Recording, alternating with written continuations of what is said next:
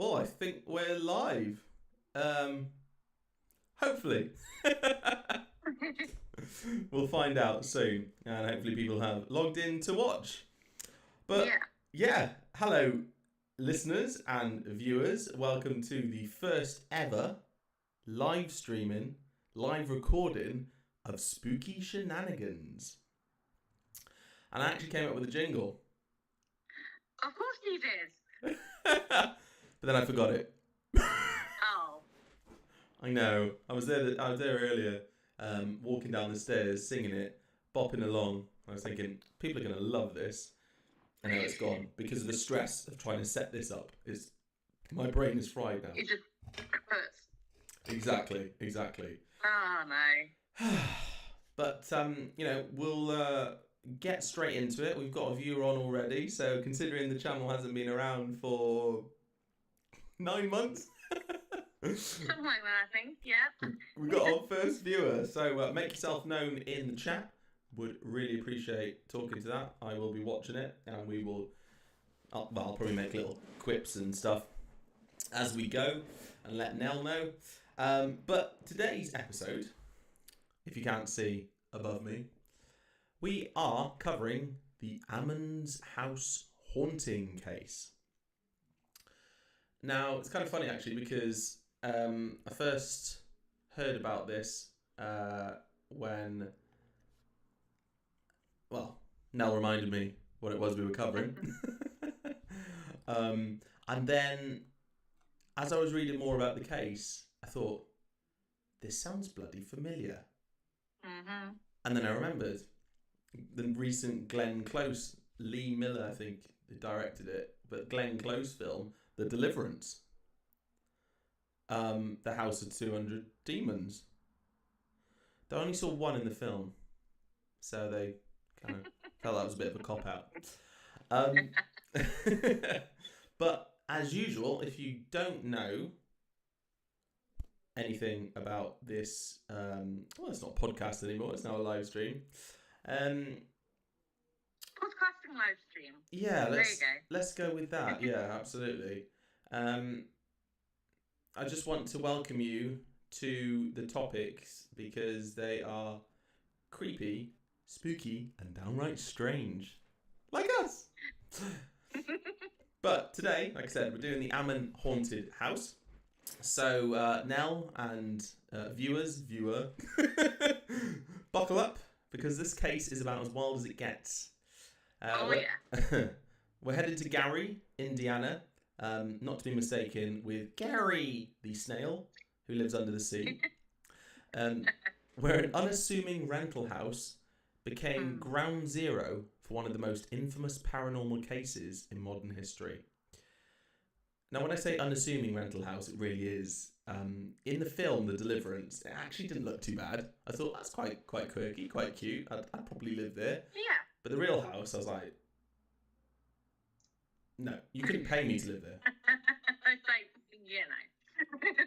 Yeah, no wonder they bulldozed it. Mm-hmm. They didn't bulldoze it because of the... Spoilers! Yeah, they didn't bulldoze it because of the demons. Shh. They bulldozed it because it's fucking ugly. But back in 2011, LaToya Ammons, hence the name, and her family moved in. And what started as minor weirdness soon escalated into something straight out of a nightmare. I'm not talking about the choice of wallpaper. We're talking about everything from mysterious footprints to physical attacks, all the way to full-blown demonic possession claims.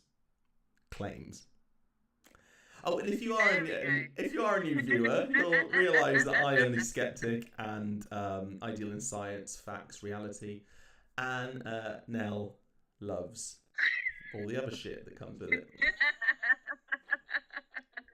You've missed that, haven't you? Like a hole in the head, darling. Like a hole in the head. Oh, it just reminded me of Jeffrey Dahmer. He loved putting holes in heads. Anyway, it wasn't long before priests, police, social workers, and even doctors got involved. And supposedly, multiple witnesses from all walks of life swore they saw things that defied explanation. I mean, when you've got social workers running out the house in a panic and police officers saying they felt something evil lurking in the basement, it's hard not to raise an eyebrow. Or when supposedly a kid walks up a wall backwards. But anyway, that's a spoiler. Don't worry, I'm not going to... I'm not going to spoil the most shocking parts just yet. Let's just say this story has got everything from exorcisms to spine-tingling encounters. It's not just a ghost story. It's a story that questions what we think we know about the paranormal, which is nothing. And maybe even our own sanity. So, Nell, do you want to give us some of the details? Absolutely. Oh, I've missed this. Me too. And whoever's watching, leave a comment. I want to know who you are. Yes, come say hi. Okay. Yeah, we have sweets. So, the Ammons Haunting case, also known as the Demon House, is an alleged haunting and demonic possession which occurred in Gary, Indiana in 2011.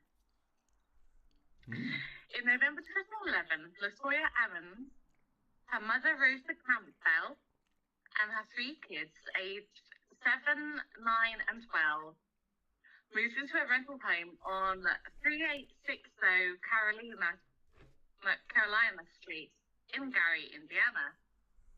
But things soon started getting weird.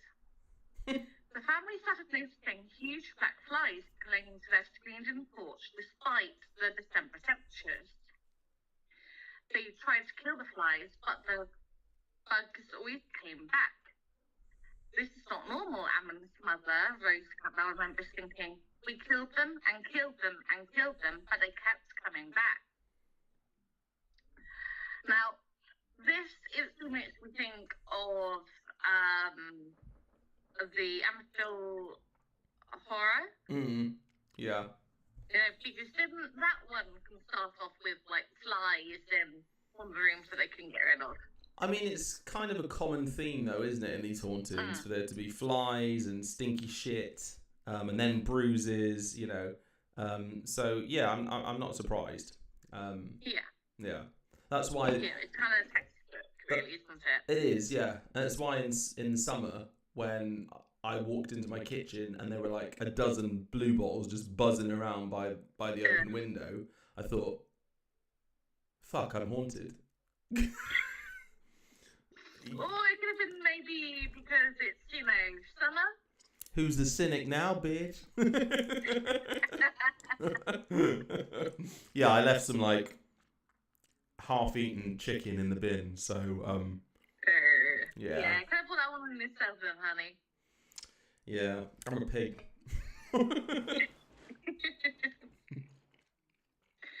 So, both women claim that they occasionally heard the steady thump of footsteps climbing the basement stairs and the creak of the door opening between the basement and the kitchen at night.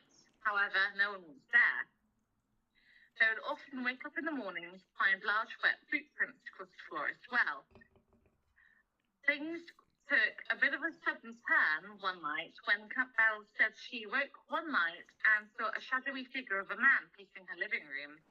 She looked at her to both investigate, only to find no man in the house. Yeah, that's a little bit odd. She did like the old, though, didn't she? No, this was Campbell, so that's the mother, not the mum of the kids, the grandmother. Oh yeah. Wasn't she a born-again Christian or something? I know it said in the movie it was, but, you know, as we've said so many times before, Hollywood likes embellishments. Yeah, truth.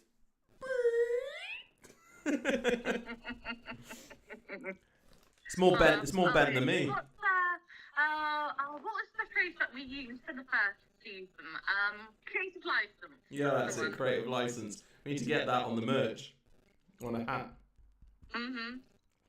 So all you watching, you're going to be buying some merch, all right? We got 4 now. Boom. Look at that. Hey, hi guys. Hello, say hello. Don't be shy. Yeah, could be like 3 Russian bots. Like.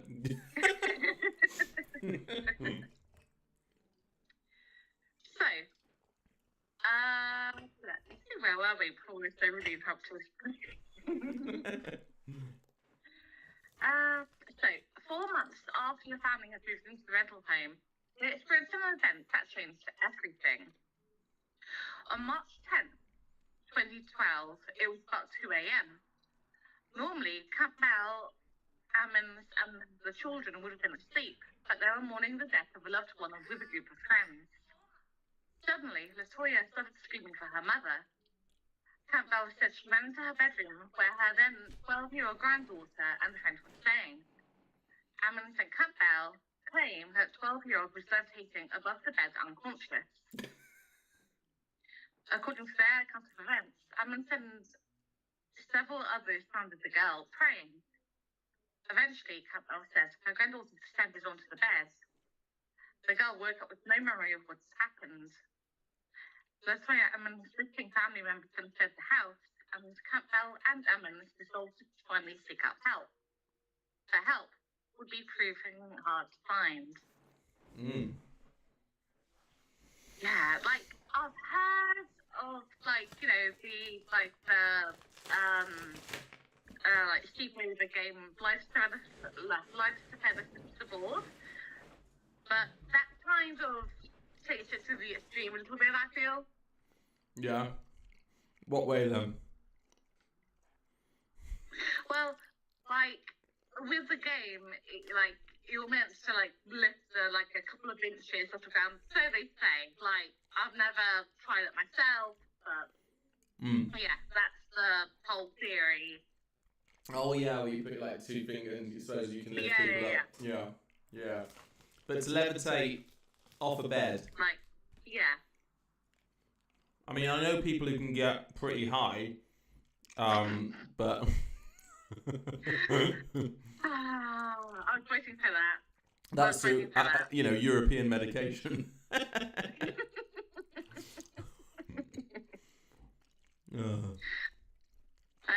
so, like I said, finding this help was difficult to come by, as although they approached many different kind of churches, they all got kind of turned away. That's weird. Did they say why? I think it's kind of one of those where, you need particular proof of, a haunting and possession for the church to actually do anything about it. I mean, I don't know a massive deal about it, but that's just, what I've heard, really. Also, thinking about, the politics in church and the various churches, isn't it only the Catholic Church that performs exorcisms? Because the other churches, which are more Protestant, don't believe in demonic entities and things, right? So that's probably why they would have been turned away. Because they're like, you're just on crack. Shut up. Hey, darling, that's just what you would have told them. Yeah.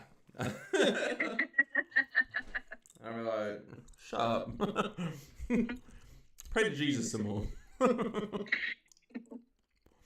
So, although most local churches didn't take it seriously, one suggested that they might have spirits in the house and recommended that they clean their property with bleach and ammonia and draw oil crosses on all the doors and windows. Now, I have to admit, I've never heard of, cleansing somewhere with bleach and ammonia, but the thing that kind of comes to mind there is the whole cleanliness is godliness. Yeah, that sounds plausible, actually. Yeah, but I've never... I don't know. Imagine if you no wonder there were so many possessions in the Middle Ages. It's you just got, I don't know, Valak storming around the countryside possessing everyone. And people are like, fuck, if only we had bleach and ammonia to get rid of them. I know, right? Like, it's gonna solve so many demonic issues if you just clean the place properly. Oh, you know, our what would you call it? Our time privilege protects us against demons. Squirt, Zaflora. Fuck you, bitch. It's not holy water anymore.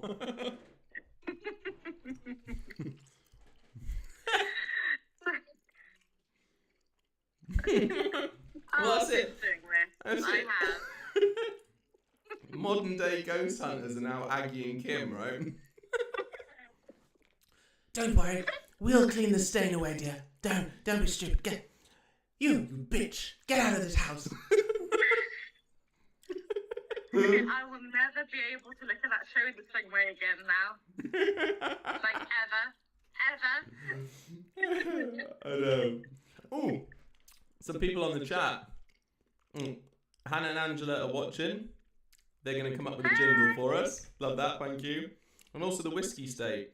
To be fair, pewter was made for dinner plates and cups back in the day. Used to make people go nuts and see things. Fair enough. That's so true, Peter. Hmm. In fact, fun fact, do you know where the term Mads the Hatter comes from? Go on then. Oh, is it because of what they might have lined the hats with? That's so true, yep. Yeah, I can't remember like the actual thing that they used, but yeah. If you want, yeah, look at your hat now. Explains it all.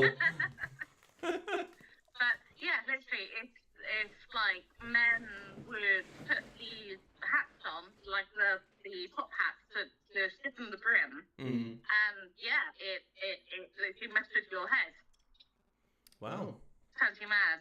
Yeah. A bit like and they used to use arsenic in green paint. Yeah, and makeup as well. The Tudors used arsenic in their makeup. Yeah, imagine that. Ooh, yeah. It's a bit like the Sick song, isn't it? Contains lead poison. Yeah. Brings all the boys in. Oh, hi, Jazz. Hi. So let's get back to the super stuff, shall we? Yeah, this is the problem with the live streaming now. We're gonna get even more distracted. This is gonna go on for like 6 hours, but hey, we'll be monetized tomorrow. Oh no, what a shame. Right, I'm gonna just do this.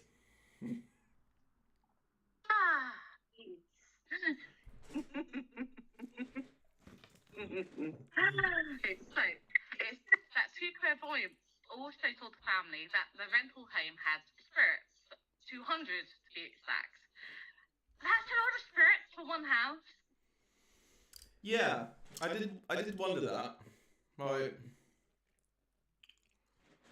How did you? What are they measuring this with? Yeah, like how would you even do that? Like, how would you get 200 spirits in a house? I know. Like, and how do you measure it though? They got a roll call, like Valak, check.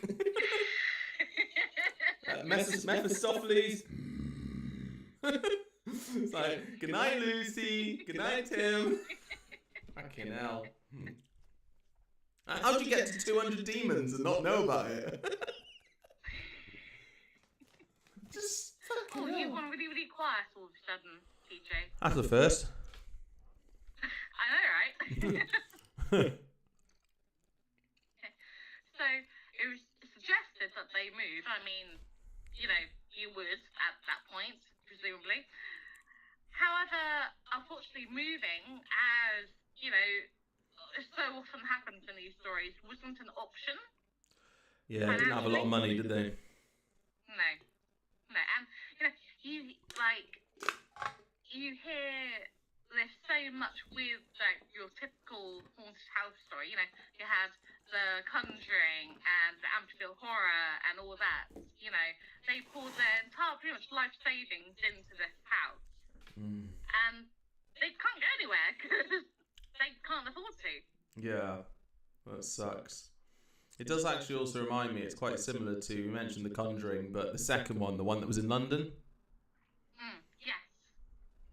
Because that was pretty much what happened to them as well, wasn't it? I And that poor So, family. PJ, I've kind of lost you. Oh no, it's probably my signal. My back. I can see you, but you're very, very muffled.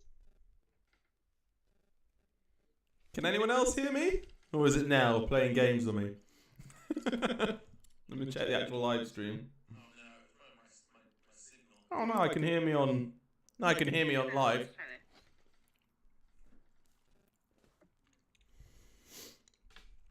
See, again, the demons love to hear me more. Rude. Oh, you heard that then? I can hear you. You're just very muffled. Anyway, you're talking, so it's good. Well, at least I'm trying to talk, but somebody keeps interrupting. Jazz says, I'm the best and I can talk as much as I want. Thanks. So,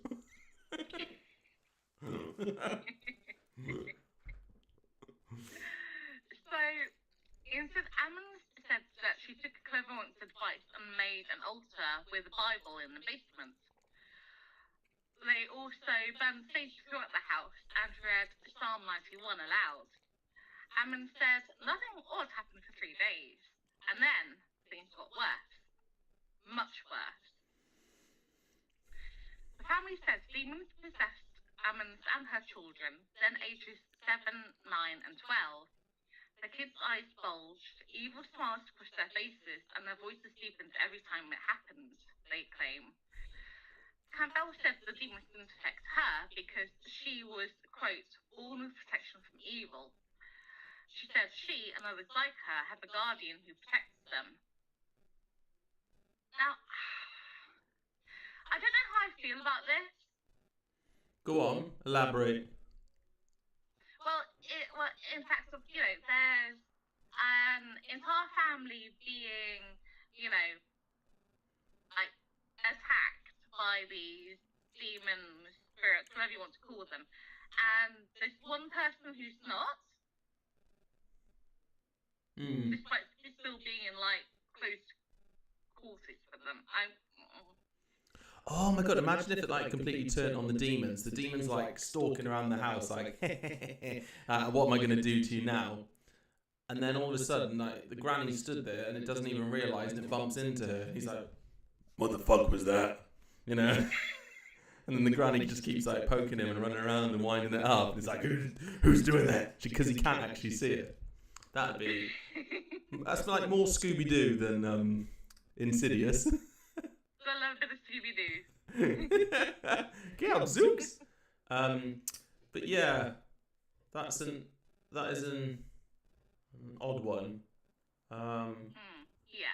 I mean, it's all nonsense anyway. So, but I mean, if we're going to think about it, maybe I've got that protection because I literally stood outside Mackenzie's tomb in Edinburgh and was. That's true. Yeah. Doing that to him, took a dump on the door, and he didn't do anything. Yeah, it's actually quite funny because I was just talking to Han. Hi Han, if you're still watching, about it the other evening about the fact that we had like these really weird things happen at Mackenzie's tomb. Yeah, and this is live. But then they do say that like dark entities tend to hone in on people who are going through negativity at that time, and at that time I was. Well, remember I said to you that, and this is me admitting this live now, that I didn't feel anything, remember, when I was in the cemetery. I said, get no energy whatsoever. Just quite peaceful and calm. Until I walked past Mackenzie's, and remember, I had no idea that was his tomb, and I was just like, "Ooh!" It has a whole different vibe. Yeah, I was like, "That's weird." I've never I've experienced it before, but not where I've then gone, "Holy!" You look up and you go, "Holy shit, that's his." Yeah. Because I had to check with you, like didn't I? Instinctively. definitively no. Yeah, because I had to check with you. I remember messaging you and going, was this the guy? Yeah. Hmm. Yeah, it like I said, it has a whole different energy all by itself. Like, the cemetery itself is quite lovely. Like, It is. you can tell there's something there, but it's not a bad thing until you get to that tomb. Absolutely. Yeah. Whole different ballgame then. Okay. Let's get back to it, shall we? So, the manifestations of possession varied in intensity and gravity, affecting each family member differently. During these harrowing episodes, Ammons felt weak, lightheaded, and overwhelmed by a profound warmth, as if her body was not her own. Violent tremors shook her frame, leaving her feeling utterly helpless and at the mercy of a force beyond her understanding. The youngest boy, then only 7 years old, exhibited alarming behaviour, conversing with an unseen boy while sitting alone in the closet. This invisible companion chillingly described the sensation of being killed. That's horrible. Because, although it's a horrible thought anyway, but hearing something like that coming from a supposed 7-year-old child, that kind of gives an entirely different creep factor. Yeah. Yeah, because at that age, I mean you're... Honestly, it's... as much as I love a good haunted house story, I always feel slightly uncomfortable when there are children involved. Yeah, I remember you always said this. It's a whole different factor when kids are involved because they understand the terms of death and things like that, but they don't really understand the emotional side of it, the depth. So to say that you felt like you were being killed is... How would a child know that? No, exactly. Weird. Yeah, and I think, it lends the extra portion of creepiness because children are so innocent. Like you say, how would a child know what being killed feels like? Don't even want to think about it. No. Don't like it at all. No. So, on another occasion, the 7-year-old seemingly flew out of the bathroom, propelled by an unseen force. Furthermore, Ammons' daughter suffered a startling incident when a headboard struck her, necessitating stitches. The 12-year-old admits her possession, recounted disturbing sensations of being choked and restrained, rendering her unable to speak or move. In the throes of despair, she claimed to hear a sinister voice foretelling her separation from her family and predicting that her life would end within 20 minutes. The horrors that they faced at home forced them to take refuge in hotels on some nights, seeking a momentary escape from the relentless malevolence. Now, it's said as well that around this kind of time,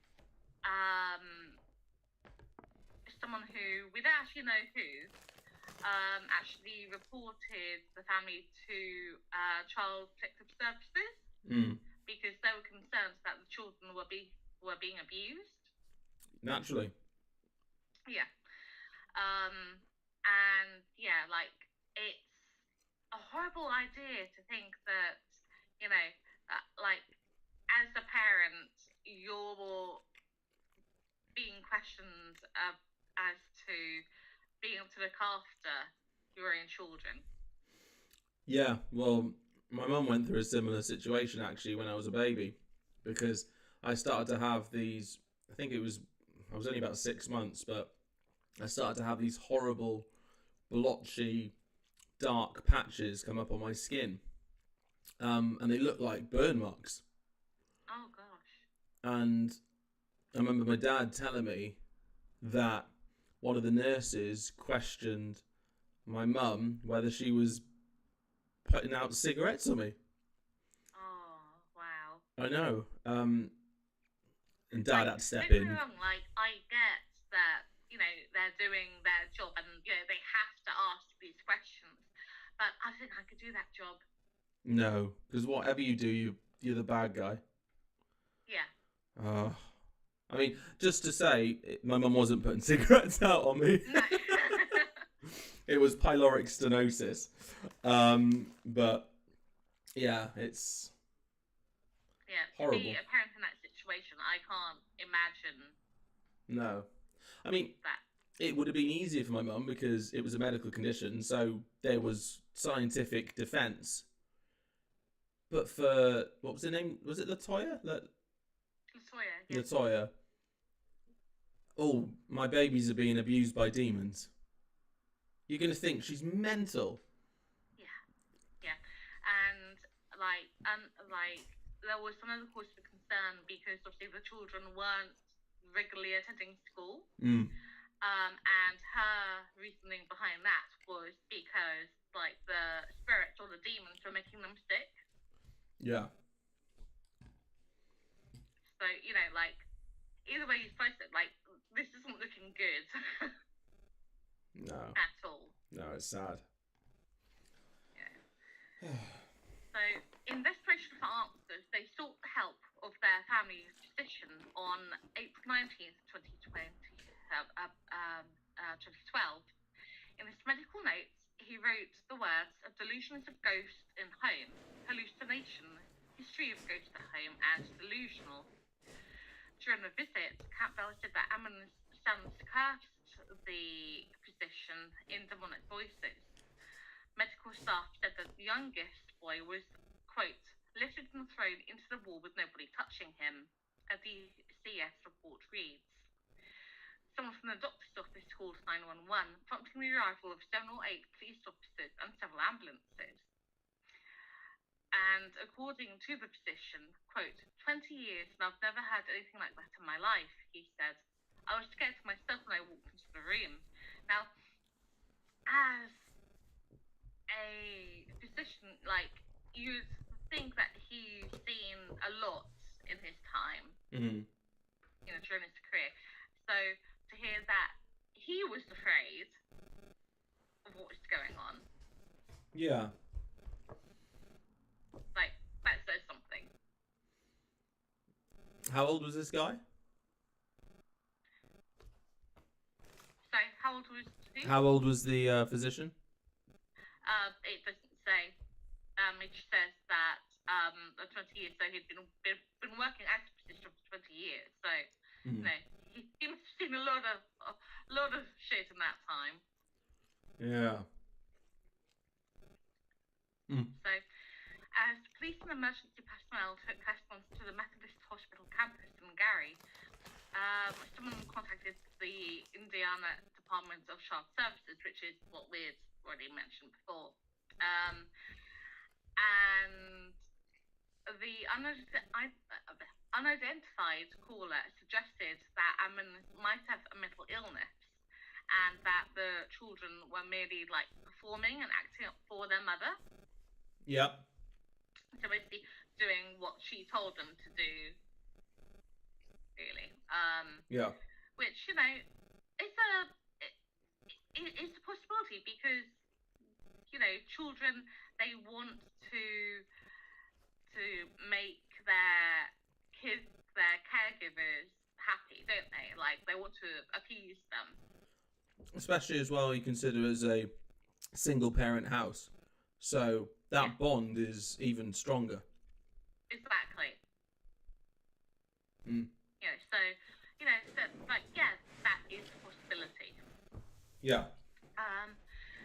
The case was assigned to DCS family case manager Valerie Washington, who conducted the initial investigation. In her intake officer's report, she noted that the hospital examined Ammons and her children and found them all healthy, while a hospital psychiatrist concluded that Ammons was of sound mind.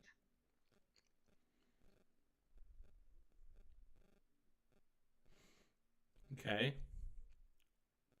Yeah, so obviously obviously, you and I, we have a big interest in, true crime cases. Like, we both know how easy it is for people to pretend. Oh, yeah. And, make, officials believe what they want to believe. So, I don't know, I'm honestly in two minds about this case. So far. I have a few theories about it. But obviously I'll get to that at the end. Yeah, exactly. I've spoiled enough, so I don't want you spoiling it as well. But when Washington spoke with Ammons, the 7-year-old boy began growling with his teeth and his eyes rolled back in his head. He then locked his hands down his older brother's throat and refused to release him until the adults pried his hands open. Can you believe that? I don't know, a 7-year-old attacking a, 12-year-old, I think it was? And literally not letting go until they, dragged him off of him. I cannot imagine a 7-year-old having that kind of strength. Yeah. There's a common misconception in films and TV shows about people being able to easily break somebody's neck. Now, even as I'm 6'3", 18 stone, and if I was to do that to someone, it would still take considerable force for me to do that. So for a 7-year-old to do it to an older child and have adults struggling to pull him off. Weird. Yeah, it doesn't make sense. Mm-mm. Later that evening, the 7-year-old reportedly said, "It's time to die," in a deep voice to his older brother, and "I will kill you." Nice. Nothing like sibling rivalry. Yeah, there's sibling rivalry, and then there's whatever the hell that is. Just saying. We grew up in different worlds. Don't get me wrong. I fought with my brother many a time growing up, and he can attest to this. JT, if you're still watching this, however, I don't think it ever got to that point between us. At least I can't remember it doing so. Yeah, that's next level. I'm just saying. So, in an eerie turn of events, Washington's original DCS report recounts that 9-year-old had a, quote, weird grin and walked backwards up a wall to the ceiling. He then flipped over his grandmother, landing on his feet, never letting go of his grandmother's hand. I find that just I don't know, yeah, okay, so kids are, notoriously bendy, and they can, do things that we as adults can't, but there's still limits. Again, it's one of those things where the story is told in a certain way, but how accurate that was to the reality is we don't know unless we were there, No. Because you need some pretty strong upper body strength to hold on to someone and use them as leverage. To walk up the wall. And if anyone's going to do it, a kid's going to do it. So I'd say, depending on how he did it, he probably could have been part of the theatrics, but I don't know. It's just a weird case. What does everyone else think in the audience? You've been very quiet. Yeah. Messages. Yeah, and we'll talk about it at the end. So, Walker, the nurse at the time, collaborated this account. So they actually had witnesses to this. Quote, "He walked up the wall, flipped over her, and stood there," Walker told the Indy Star. "There's no way he could have done that." When police later asked Washington if the boy had run up the wall as if performing an acrobatic trick, she answered, "No, police report, Washington stated that the boy, quote, glided backwards on the floor, wall, and ceiling. Eventually, DCS would eventually take emergency custody of Ammons' 3 children. Which, honestly, I'm not surprised. And then they were sold to the circus and never seen again. Great acrobatics.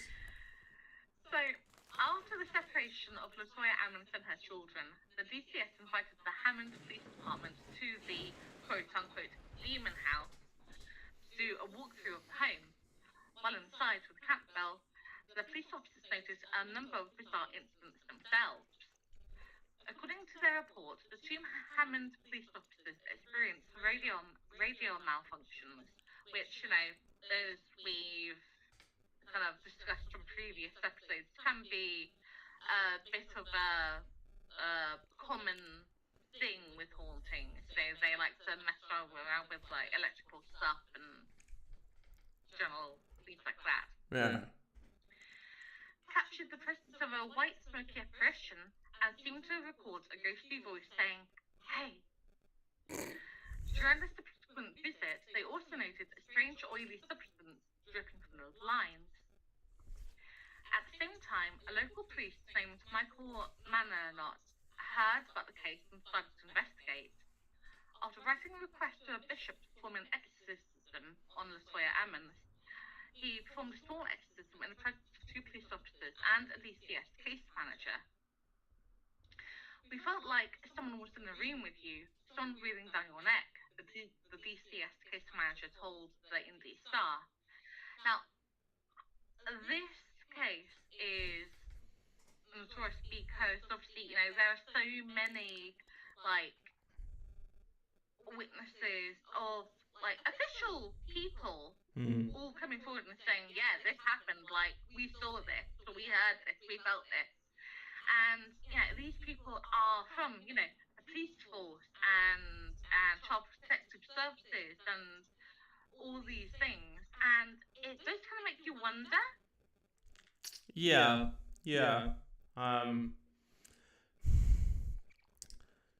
But you know me, I'm always going to be a skeptic. I'd wanna read verbatim those reports, and see what the consistencies and inconsistencies are, before making a decision. Because again, this is all kind of like conjecture until we see any actual evidence. Again, it's like I said, it's hard to deny it with all of this, but there's no hard proof. It's definitely one of those cases where,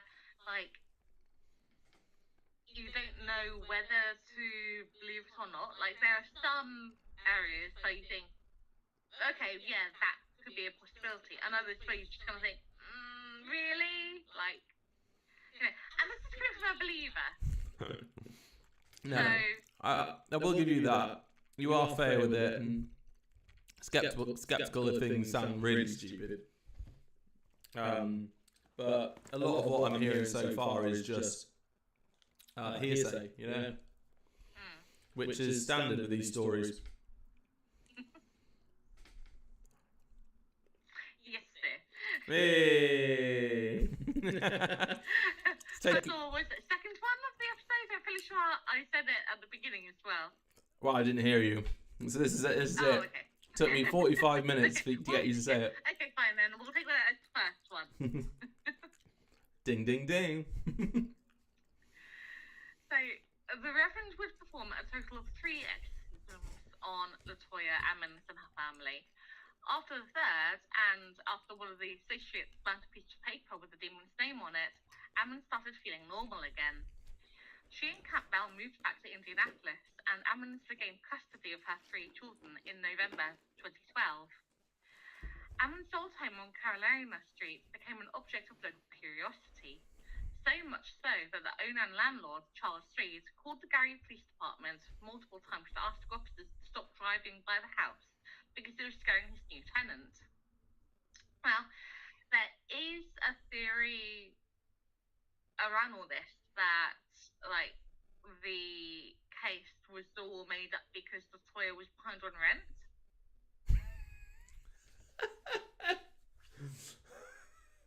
I mean, I've been in some sticky financial situations in my time. I don't rope my whole family into demonic possession. That'd be a new one. Probably not something that every landlord hears every day, to be fair.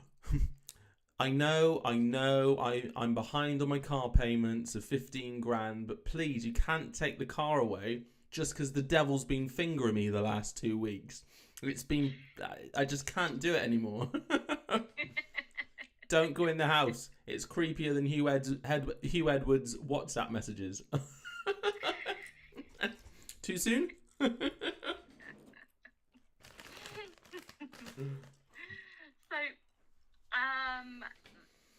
in, I think it was 2014, the house was bought by Zach Baggins. Did you just say Bilbo Baggins? No, Zach Baggins. Oh my god, a hobbit. I love that. Someone shorter than you. Short joke. How funny. Yeah. How original. Well, I haven't done one since Hampton Court. Yes, 2014, it was bought by Zach Baggins, who filmed the pseudo documentary A Demon House. All right. And then in 2016, actually, then demolished it. Mm-hmm. So the house is now no longer standing. Yeah, but I read that people still report strange occurrences happening around the property. So they say. Like what? I don't know. I couldn't find any more recent information about it. However, I did find a rather sad bit of information doing the research, and that was in 2021 on October 8th. The youngest son of Latoya Adams actually passed away, aged 17. Oh God! What happened? No one actually knows. I mean, it's not been made public. We know that he died at home in Latoya's arms. There's different speculation. One thing that I did read on TikTok was that he had basically taken an overdose of medication. But again, this is TikTok. It's all hearsay. Well, I mean, TikTok is the undisputed platform of truth. I mean, look at all of those Haitians eating cats in in Springfield. They're eating the cats. They're eating the dogs. They're even eating the toads. I tell you, it's a massacre. Oh,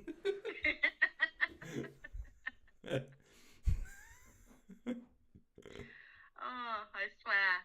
There's just some people. Camilla, little Camilla. I mean, I don't like her either. She's crazy as well. It's like two nutters. Fucking hell. Poor America. I feel sorry for America. I mean, I have to say, when I was younger, I did consider the idea of moving to America. And in hindsight, I'm so glad I didn't. Well, I will say this. It's still my spiritual home, despite all the crackheadery. It's just, I just don't know. I just always feel such a warmth to America. America! Yeah, I know. And yeah, at some point we will get to New Orleans. Yeah, New Orleans! Floating down the bayou. That is when we're going to take this on tour. Well, with all my sweet YouTube money now, well, we'll be able to do it next year. Oh, how cool would that be? I'm possessed. I don't know what's going on. I can't stop. So I did say that I have a few theories with all of this. Okay. With the case.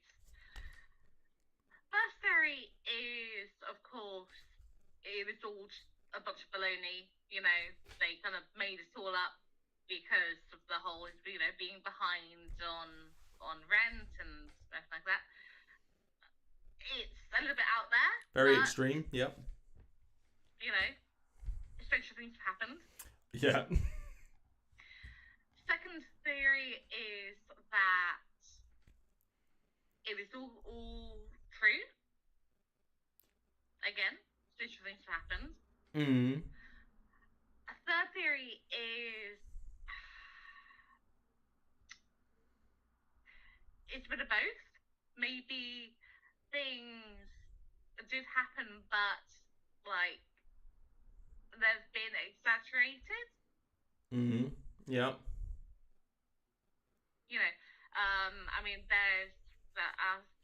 There's been cases that we've discussed before previously, like Madame Laurie, where the case itself is horrific, and then people have kind of added to that over the years. Yeah, as you do with folk tales and legends. So, it's... I don't know, what do you guys think? Would love to hear your thoughts. Absolutely. And while we're waiting for those comments, which theory are you nailing your flag to? Nell. I don't know, I've honestly been really umming and ahhing about this one. I can imagine you have been, actually. Yeah, I bet you've had 12 sleepless nights in a row. Bernie's been like, will you just go to sleep? It's like, no, I need to solve this case.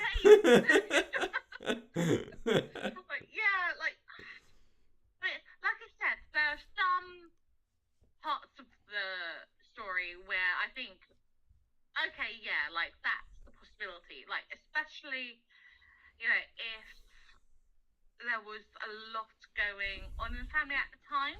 Yeah. And we have talked before where, poltergeist activity tends to happen more in families that have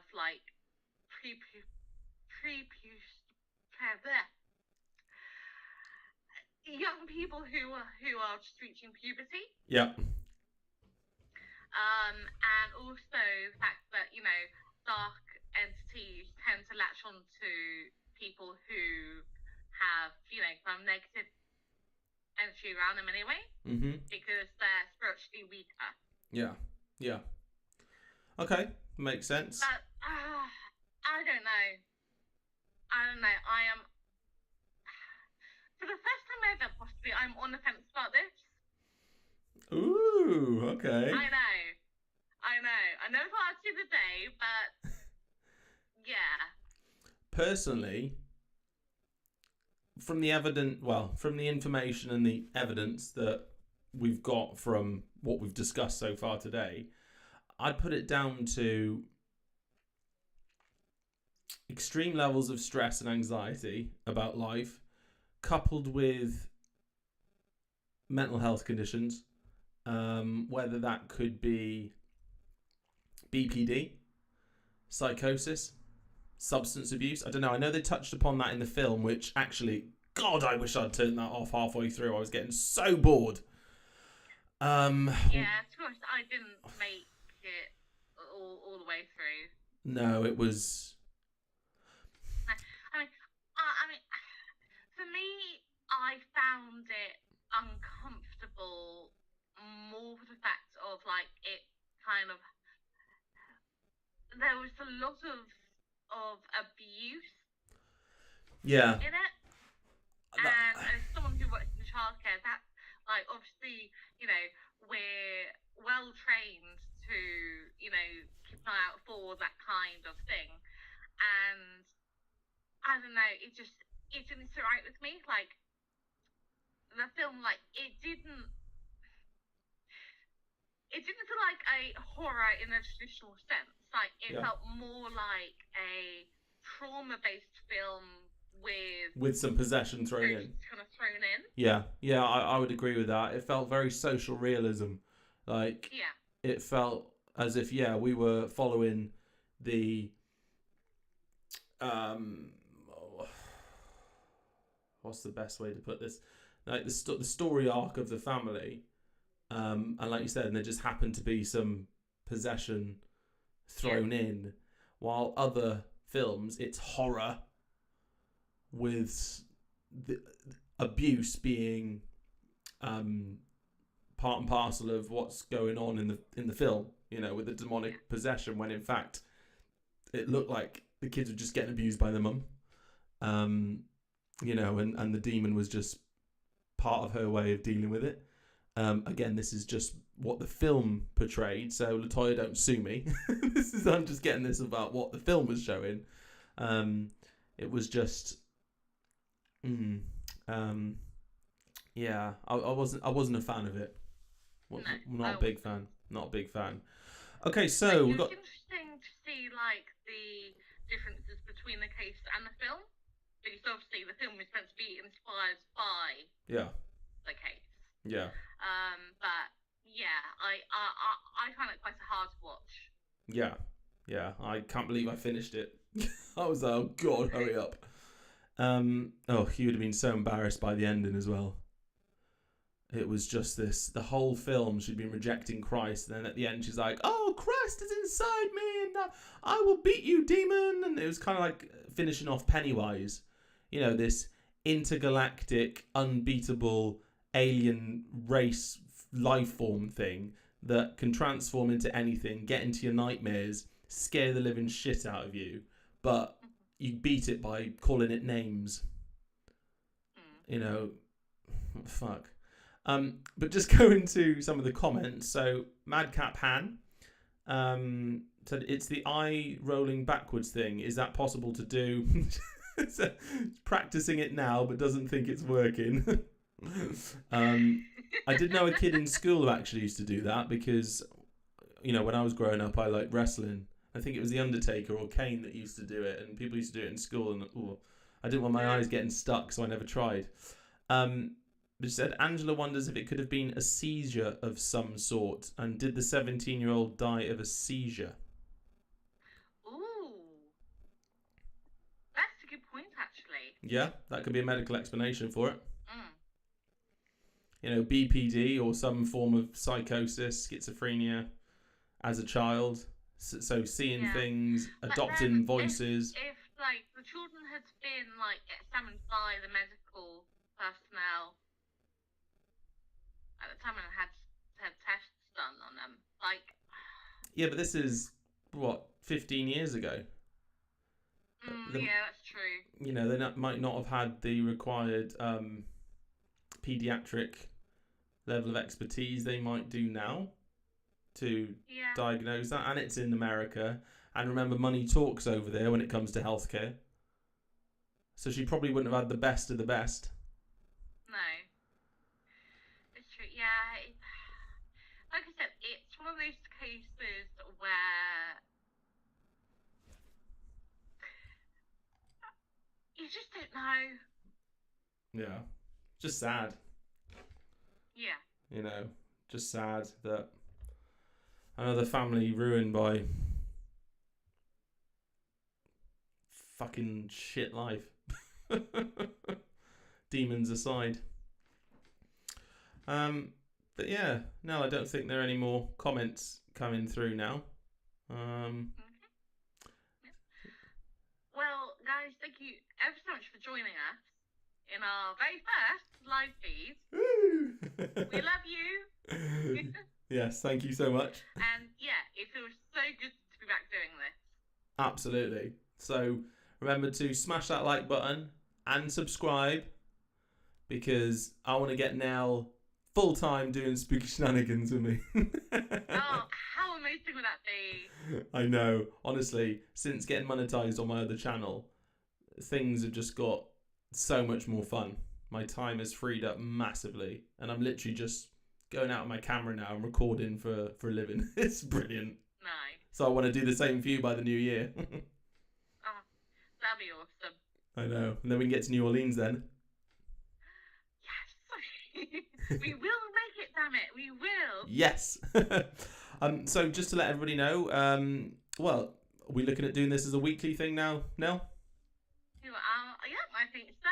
Yeah. So should be every Monday. And next week we are doing the Tower of London. Ooh. So make sure you tune in for that, because that's going to be fun. Very spooky. Oh, yeah.